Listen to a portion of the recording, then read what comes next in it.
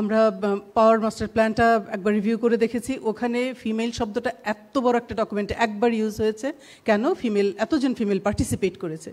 So আমি মনে করি যে কাজ করা দরকার আছে। আর এতগুলি পলিসি থাকবে না, আমাদের একটা সুনির্দিষ্ট সহজ ভাষায় ল থাকবে যেটা সাধারণ মানুষ বুঝতে পারবে তার কি পাওয়ার আছে। তিনটা জায়গায় আমি জোর দিতে চাই। একটা হলো আমাদের বিশেষ করে সাধারণ যারা প্রান্তিক জনগোষ্ঠী, প্রান্তিক মানুষদের অংশগ্রহণটা যাতে এখানে নিশ্চিত করা যায়, তাদের প্রবেশাধিকার আমরা নিশ্চিত করতে চাই। দ্বিতীয়ত হলো আমরা এনার্জি কম্পেনসেশনটা দেখতে চাই। যেসব নারীরা ডিসপ্লেসমেন্ট হয়েছে, ফসিল ফুয়েলের ব্যবহারে হেলথ ইম্প্যাক্ট আছে, বায়ু দূষণের জন্য আছে, এই সব কিছুর জন্য ইন জেনারেল আমরা তো আছি, কিন্তু নারীদের ভালনারেবিলিটিটা আরেকটু বেশি।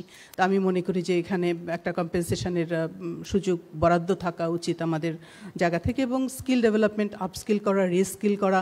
আমরা দেখছি যে অটোমেশনের যখন বিষয়গুলি আসছে, গার্মেন্টস থেকে অনেক নারী কিন্তু পিছিয়ে যাচ্ছে, ঝরে যাচ্ছে।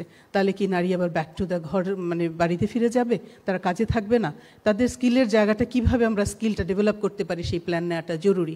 তবে এই সব কিছুর সাথে আমার কাছে, সরকারের কাছে এবং প্রাইভেট সেক্টর ইনভেস্টমেন্টের জন্য আমি একটা আহ্বান জানাবো, যখনই আমরা প্ল্যান নেই না কেন এখানে যেন আমরা দেখি যে একটা গবেষণা ভিত্তিক এই বরাদ্দগুলি হয়। আমাদের যথেষ্ট এবং আমি মনে করি খুব এফিশিয়েন্ট গবেষণা, তথ্যভিত্তিক গবেষণা দরকার। আমাদের ডেটা হাতে থাকা দরকার আমাদের প্রপার প্ল্যানগুলি করার জন্য। আমরা কার জন্য কোন ধরনের ট্রেনিং রাখবো, কার জন্য কি বরাদ্দ দেব। আমরা অনেক সময় মার্জিনালাইজড কমিউনিটির কথা বলি, তাদের জন্য অনেক ট্রেনিংয়ের ব্যবস্থা করি, কিন্তু যারা আমি মনে করি যে একটা বড় সংখ্যক নারীরা ঘরে আছেন, তারা অনলাইন বিজনেস আজকাল করছেন, কিন্তু এটা আরও এফিশিয়েন্টলি কী করে করতে চায়, অথবা অন্য কোনো কাজে যেতে চায় কিনা, এই যারা মধ্যপন্থায় আছেন তাদের জন্য ব্যবস্থা রাখাটা খুব জরুরি, যেটা আমরা অনেক সময় মিস করি।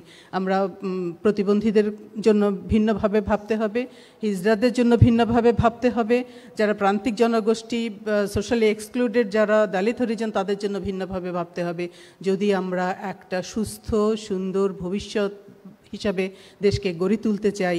আমাদের একটা কম্প্রিহেন্সিভ প্ল্যান দরকার। সবাইকে অনেক অনেক ধন্যবাদ।